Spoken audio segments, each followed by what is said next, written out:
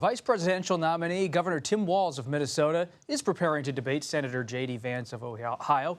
Here on CBS News, Harris campaign official tells CBS News Transportation Secretary Pete Buttigieg is standing in debate prep for Vance during Walz's time with his advisors. The campaign also says this is an opportunity for the Minnesota governor to express Vice President Harris's vision and share it with the country. Joining us now is Robby Mook, who was campaign manager for Secretary Hillary Clinton's 2016 presidential campaign. Robby, great to see you. What are your expectations looking ahead to the vice presidential debate for vice presidential candidate Governor Tim Walz? Well, I think both of these gentlemen are very capable debaters, but I have to say JD Vance is very different than Donald Trump. I think you're going to hear a lot of the same falsehoods and misinformation you heard from Donald Trump, but it's going to come in better packaging. JD Vance relishes debates. He's very good at them. He has a good track record on this. So I expect to see a very heated debate. The question for me, which is always the challenge for anybody debating Trump or his followers, is how much can Walz get out the affirmative case he wants to make when you have so much misinformation coming at you. It can be really hard to get your own message through. Robby, I remember covering Secretary Clinton's campaign and coming to see you in New York, and Senator Tim Kaine was the running mate for Secretary Clinton, as we all recall.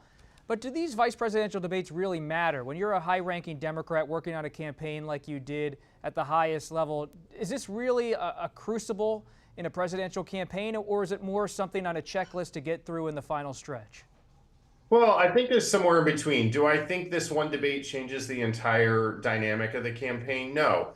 But at the same time, we saw a significant bump for Harris coming out of the first debate. And so I think this is likely to be much more important than other vice presidential debates that we've had in the past. And it's really, as long as Donald Trump doesn't choose to debate Harris again, this is really the last main national moment in the campaign. From then on out, it's mostly going to be rallies and get out the vote efforts. So I do think this is an important moment in the campaign.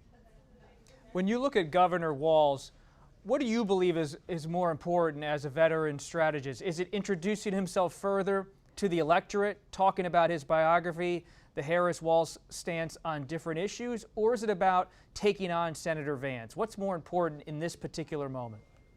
Well, whenever you're going into any debate, you have to be on offense. If you're on defense or just reacting to what the other person is putting out, you're losing. So he absolutely needs to come in with an affirmative case, not just for what he and Vice President Harris are planning to do, but also to put a sharp and critical lens to what Trump and Vance are planning to do. But as I said earlier, a major challenge for anyone debating Trump or his allies is they put out so much misinformation, you can get caught in this trap of having to fact check them constantly.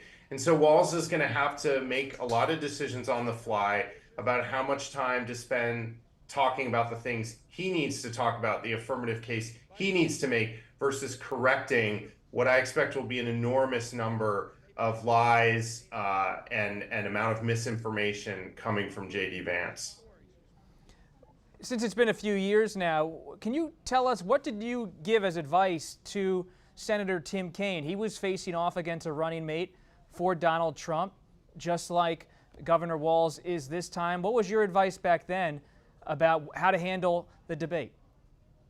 Well, I think JD Vance and Mike Pence are actually very similar. These are both very capable debaters, very smooth politicians, but also very capable of towing the line for Trump and mimicking the same lies and misrepresentations as Donald Trump. We've just seen in the last few days how JD Vance has refused to admit that this allegation that people were stealing people's pets and eating them, despite being told by the town manager that was false, in his own state, by the way, despite the town manager saying it was false, despite bomb threats into schools, events having to be canceled, major security situations, he has refused to admit the truth. And I think you're going to see that same thing at the debate. So Walz is going to need to be tough and hold him to account, but make sure that he spends enough time talking about what he will do for the American people too. Robby Mook, who knows politics as well as anybody, we really appreciate you taking the time and stopping by. Thank you. Absolutely a pleasure. Thanks.